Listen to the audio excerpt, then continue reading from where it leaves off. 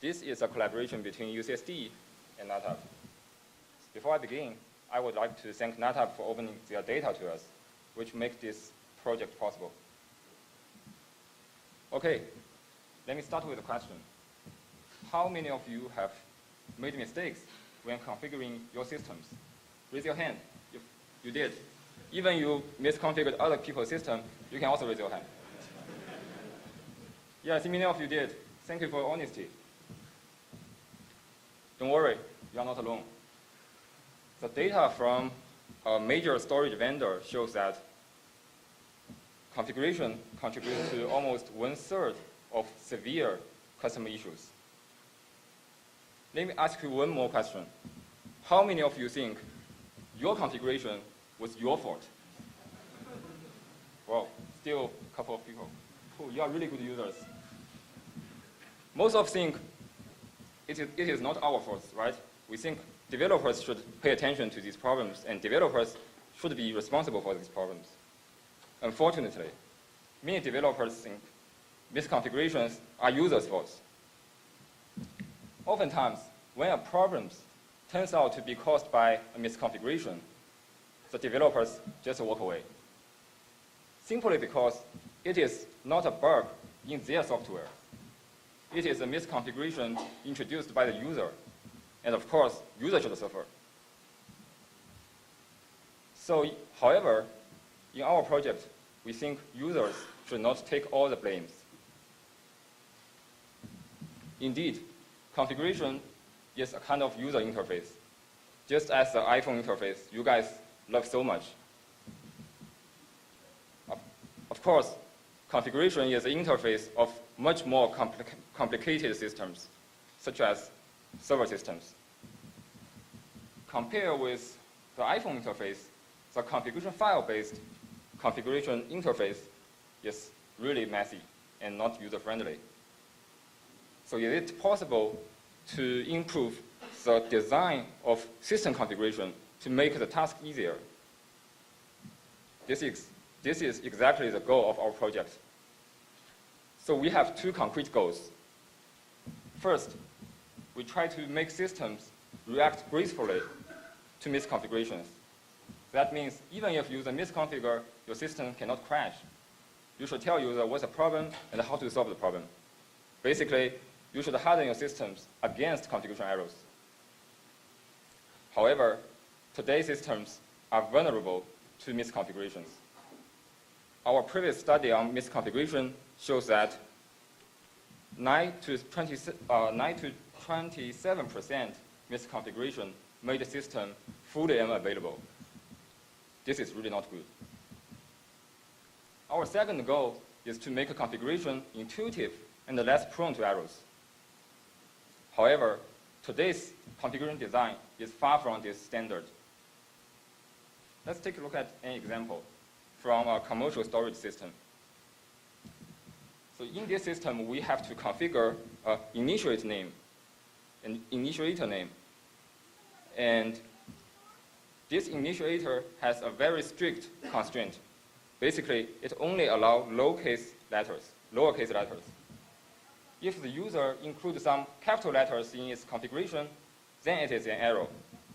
And consequently, the storage share cannot be recognized. Do you think the constraint is really error-prone, right? So you are kind of asking users to memorize everything.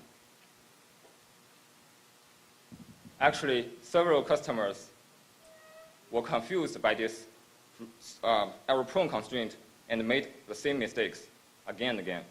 Of course, now this constraint is already changed and fixed. So in this project, we take one of the first steps towards better configuration design.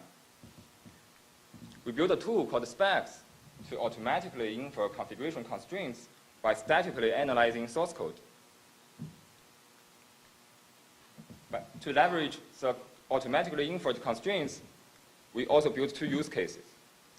First, we try to expose misconfiguration vulnerabilities to harden system against the configuration errors. Also, we try to detect error-prone configuration design and handling. With our method, we are helping improve configuration design of real-world systems, including one commercial system and 6 open-source server applications.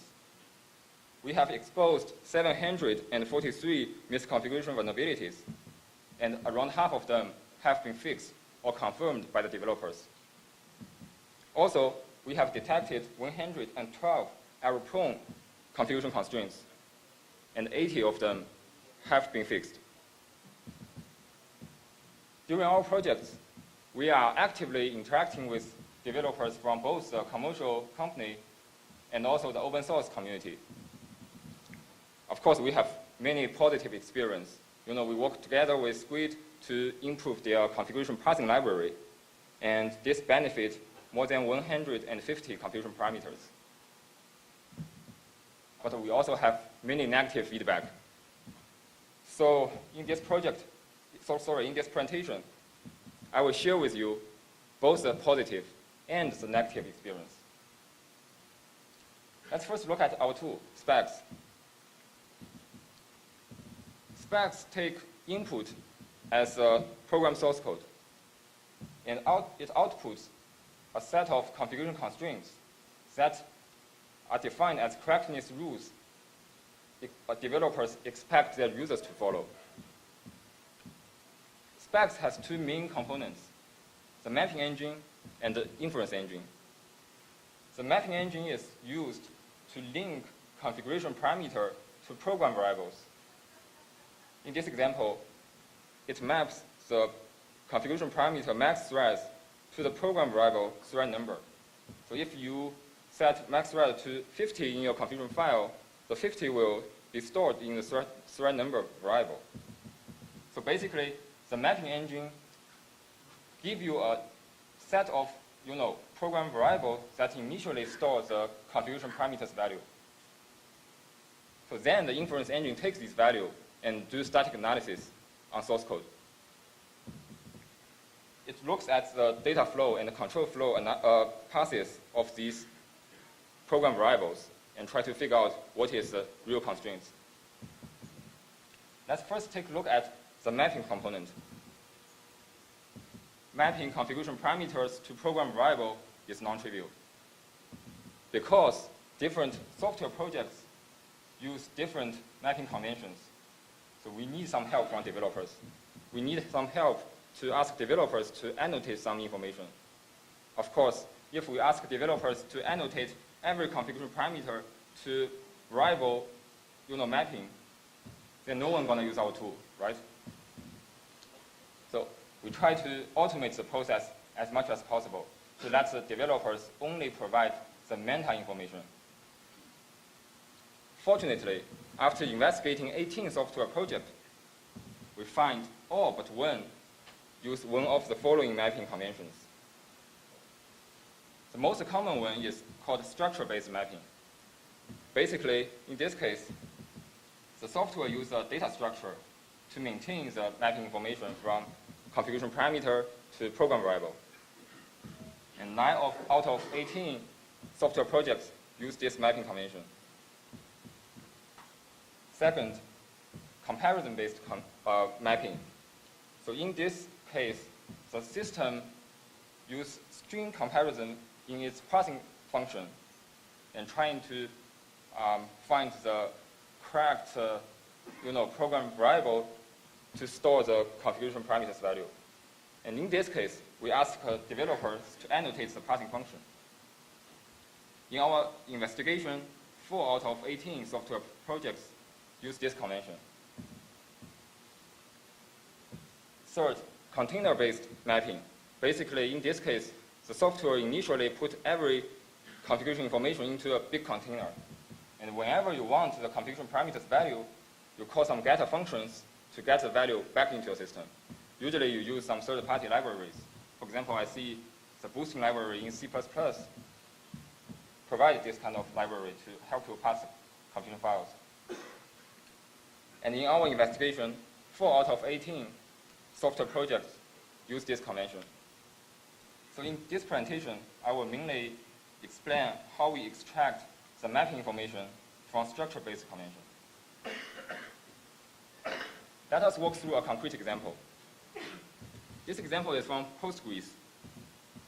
So we can see that Postgres uses a global data structure to keep the mapping information from configuration parameter to program variable. So if you specify a deadlock timeout to be 10 in your configuration file, the software will map the deadlock to this deadlock parameter in the source code and store the 10 to the corresponding program variable. And we can see that in this data structure, this is not only mapping information. There are altogether 82 mapping information in this data structure. So to extract the 82 mapping pairs, what we should do is to provide 3 lines of annotation. First, tell us the data structure name and also the indexes of the parameter name and the variable name. Then that's it. We can automatically extract all the information for you. With the mapping information done, you can assume that we have a magic to get all the initial program variable that stores a configuration parameter value. Then let's apply our inference engine. So in our current implementation, we are able to infer the 4 types of constraints: data type, data range, control dependency, and value relationship. Data type and data range is constraints for every single configuration parameter, and control dependency and value relationship describes the correlation and dependency between multiple configuration parameters. To infer data type constraint, Spex checks the program variable that stores the configuration parameters value. So from the data type of the program variables type, we can infer the basic type. For example, it is integer, or it is a float number, or it is Boolean value, a string, such kind of information. Also, we further track the usage of the program variable to see whether it interacts with system call or library call. From this, we can get some semantic information. Still, let's take a look at a concrete example from my circle. So in this example, we have a configuration parameter called ft stopwatch file. And from the mapping stage, we know it is stored in a program variable with the same name. And we find the variable is used in a function call. Of course, we don't know what my open is doing, so we track it further interprocedurally. And finally, we find it falls into a system call, open. Since Spex records the information of standard system and the library call, so it recognizes, okay, open is used to open a regular file path, right? So then we infer, okay, the ft stopwatch file should be a regular file path. To infer data range, Spex check whether the configuration parameter is compared with certain constant value. If so, it further inspects the usage in the subsequent branch block to decide the range. So let me briefly explain the example. So in this example from OpenAir we find the configuration parameter index into len is stored in the program variable. And the variable is compared with 4 and 255. And based on this information, we infer the data range should be related to 4 and 255. For control dependency, the idea is to check whether the configuration variable's usage is controlled by another configuration parameter. For example, in this example from Postgres, we have 2 configuration parameters. One is called fsync, one is called commit siblings. So they are stored in 2 program variables subsequently. By looking at the code, we can find the only usage of commit sibling is controlled by another program variable, which comes from the fsync. So if fsync is set to false, the software will not execute the commit siblings, right? So based on this information, we can infer actually commit siblings take effect if and only if fsync is enabled. And this is exactly the control dependency between these 2 parameters. Okay, with all these configuration constraints, how can we use them to improve our configuration design? We built 2 use cases. First, we try to expose misconfiguration vulnerabilities based on misconfiguration injection testing. The basic idea is to generate configuration errors by violating the configuration constraints we inferred from source code. So as you know, the constraints define the correctness rule. So while you violate them, you generate configuration errors. And then you feed these errors into a system, and you try to see how your system is going to react. For example, if your system crashes, then we are able to catch the case and tell the developer, say, hey, this is vulnerability, fix it in your code. Otherwise, if user misconfigure in this way, the system will crash.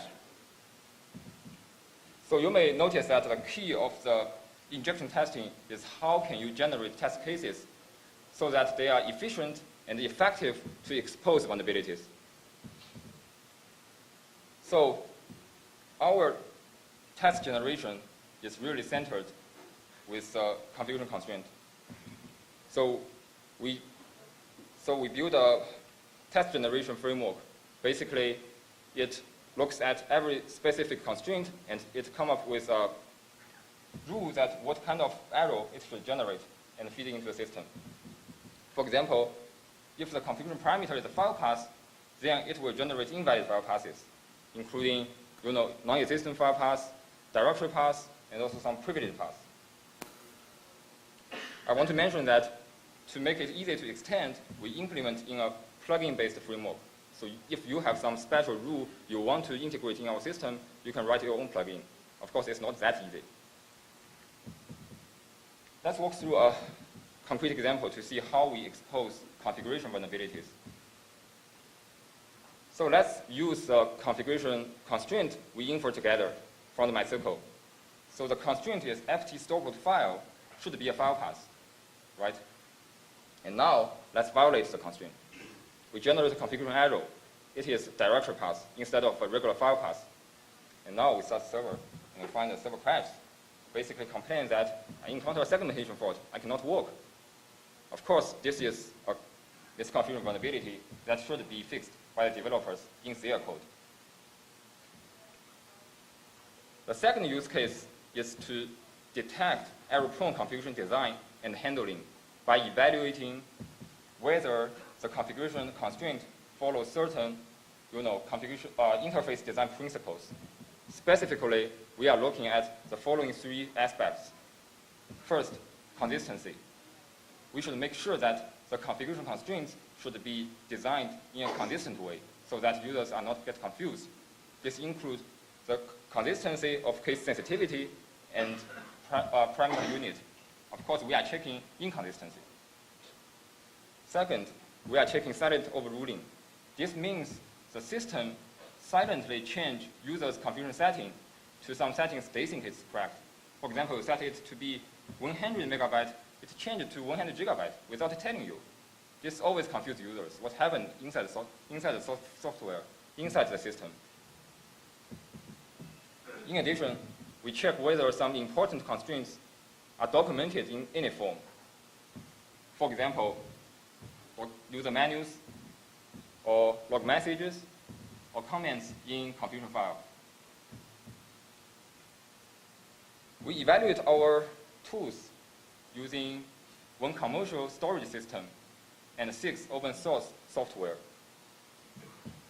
And we find most of them have a considerable number of configuration parameters.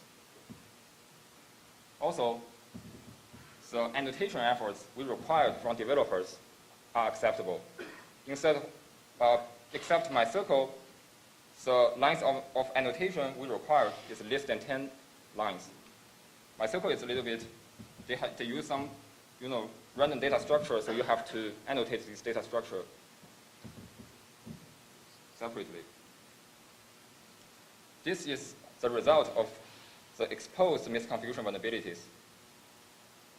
Altogether, we have exposed 743 misconfiguration vulnerabilities. And also we find some of them are really severe vulnerabilities, including crash and hang, indeterminate early termination, and indeterminate functional failure. Also, we detect a couple of inconsistency. Here I show you the inconsistency of case sensitivity. And altogether, we find 80 inconsistency of case sensitivity of computer parameters, and all of them have been fixed by developers. One important question you may ask is, can we help real-world misconfigurations? Because all the configuration errors we generate is not really made by real users, right? So the way we evaluate this is we collect a number of real-world misconfigurations, and then we check whether we can help these misconfigurations if our tool has been used to fix the vulnerabilities. And we find 20 to 30% of these misconfigurations, these historical misconfigurations, can be potentially benefit from our tool. Although 20 to 30% is not a big number, we think at the first step, it's already very good to us. One thing I have to mention is our inference is not 100% accurate. Like for this OpenRDAP value relationship, we have only achieved 50% accurate. Basically, this is because point and aliasing problem. And also, the number of value dependency in OpenRDAP is not that much. In average, we achieved 90% inference accuracy, but still the 10% need to be filtered manually by the developers. Okay, let me share our experience. Of course, I have to share the positive one, otherwise you will go away. So we really have some positive experience with the developers we work with. For example, the storage A. Basically, I interned there and I find a couple of these misconfiguration vulnerabilities, and they are really surprised and interested. So my slide sent to all the developers. So I think they really pay much more attention to the misconfiguration problems. And also for Squid, we work together to improve their parsing library and benefit 115 parameters. Basically, we try to make more rigorous sanity checks and also make fruitful log message to help users to self-diagnose the problem. Also, 364 detected should be exposed misconfiguration vulnerabilities have been confirmed or fixed by developers. And 80 detected error-prone constraints have been all fixed by developers. Okay, the negative ones. Look at that. We tell them, okay, here is the vulnerability. They say it doesn't matter, although it crashed their system. And also someone says, if you work exactly and carefully, it doesn't matter. If not, you should not maintain server at all. This is exactly the message I received from the developers. So in this project, we really think users should not take all the blames. And we are building tools to help the developers improve their own systems. Of course, our tools has limitations. First, we cannot infer all types of constraints in source code, especially the domain-specific ones, semantic ones, and also some constraints require cross-software, analysis. For example, PHP is running upon MySQL, and the PHP's configuration parameter may be related to MySQL parameter, and we cannot help this case. And also, our inference is not 100% accurate, as we have already seen. And more fundamentally, we really think that the fundamental approach to attack the configuration problem is to rethink and redesign the configuration. Of course, if I ask you to go back to rewrite all your code, you will hate me, right? So that's why we do a more conservative way. So our work is really stand on top of shoulders of the giants, okay? So there are a lot of work in detecting and diagnosis of misconfiguration problems. And also there are some work in testing system resilience to configuration errors. We are really inspired by this work. Also, in the software engineering community, there are some work to extract source code information for configuration, but they only track type information, and we prove that we can get more. Okay, conclusion. First, developers really should take an active role in handling misconfigurations. Actually, this not only benefits users, but also benefits ourselves. We should remember that configuration is just a type of user interface. We should really make it intuitive and less prone to errors. And we built a tool to help you guys, and it is proved to be, effective. And if you want to use it, come to talk with us. Thanks. I would like to take questions.